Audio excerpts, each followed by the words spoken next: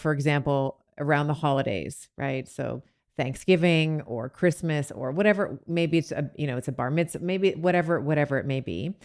If you fall off the rails, so to speak, if you eat more cheesecake than you were planning on, or you missed your workout because of travel or for whatever reason, like the next meal is the most Yep. important one, right? The Yep. the next, so you missed your workout, the next workout is the most important one. That's sort of how I talk about, let's I say, love getting it. getting back on the bandwagon or rebound. How do you think about rebound days when we have these days where our emotional stamina has been tested, right? Where we Yep. have this, we haven't had the best day for whatever reason.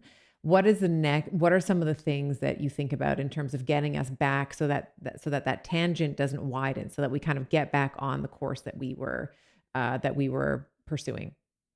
Yeah. The first thing to know is, again, common humanity. You got to have the wisdom to know you will never go 30 for 30 in a month. So one of my favorite mental toughness guys talks to world-class athletes and he says, hey, when you really figure it out, how many off days would you have in a month? Right? And the amateurs say zero. When I really figured out, zero. He's like, you don't get it. You're never going to go perfectly 30 for 30. You're just not. You got to expect to have 4 or 5 bad days. Now, you don't want to have more than that, but you got to know that you're going to have 3, 4, 5, 6 bad days a month. Full stop. So the main story we're telling ourselves is you shouldn't have had that bad day. Because then what happens is you shame yourself. Then you go off the rails. And then it's a screw it. So I have one bad meal, screw it, whatever. And then I have one bad day, screw it. I'm a loser. I'm never going to figure it out. You don't have the wisdom to know it's supposed to be hard. And then you shame yourself rather than realize, well, wait. I'm supposed to have bad days. No one told me that, but I'm supposed to have bad days. And again, everybody on social media is dancing around and they're all perfect. And I'm the only one that's got my issues.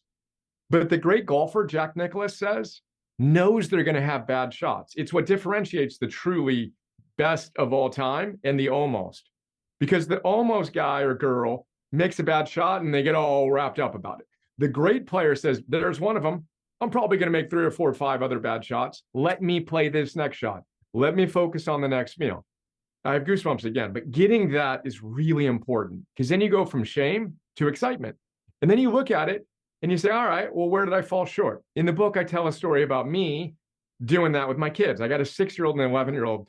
Anybody that's got any kids knows that's the hardest place to practice your philosophy. That tied for first with my relationship with my wife. We've been together 17 years.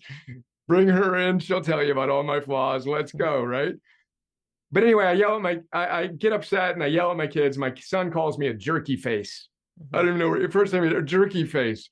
Mm-hmm. And then a few minutes later, he wants to do something. I'm like, no, dude, I don't like being called a jerky face. Rest of the day winds up as a circus in the Johnson house. I wake up the next morning and I look at it and I go right back to the moment where I made a bad decision. I didn't close the gap. Now I'm going to rebound in a second, right? And I look at it and go, oh, yeah. In that moment right there, I didn't ruminate about how I'm a terrible dad. And, oh my God, I did it again. I'm going to be just like my dad and all this. I went back there and I said, oh, right there, I could have been cool. And had I been, the night would have been different. Then when he woke up, I repaired with him and said, dude, I'm sorry. I was lame.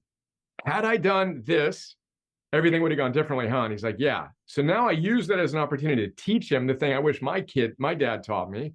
And then after the bad day, we want to double down in our protocol. We want to rebound even stronger.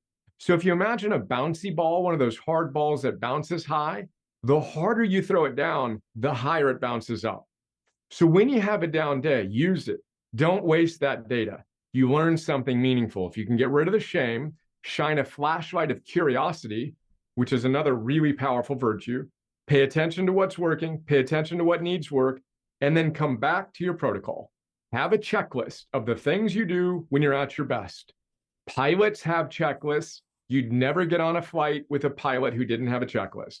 Surgeons who have a simple checklist kill 47% less people than surgeons who don't. Do you have a checklist? Do you know the things that you do when you're at your best? That's how you rebound. And again, this is a really important part of anti-fragile confidence, to know you're going to have bad days, to know what you need to do to get back on track. And again, to give yourself permission to be human while you strive to be heroic. as humbly and powerfully as you can. Again, long answer to your great question, but that's such a powerful practice.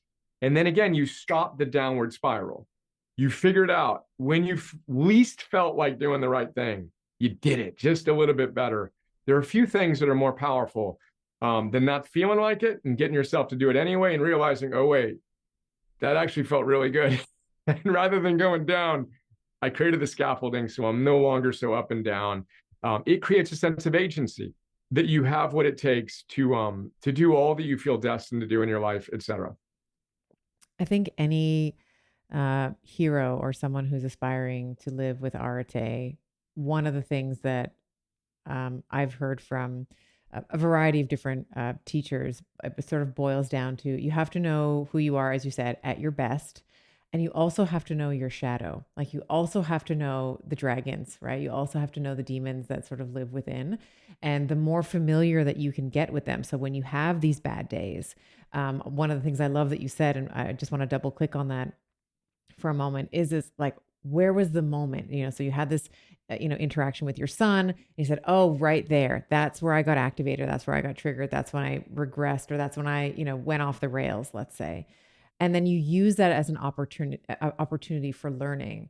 So in the book, you talk about this idea of win or learn. This is something that we talk about at the table with our kids every single night. It's like, where did you learn today? Or wait, actually, the word that we use is fail. It's like, where did you fail today? And they'll be like, in the beginning, they're like, nowhere. We never. And I was like, oh, you didn't fail anywhere. Where were you when I Yeah. was growing up, Stephanie?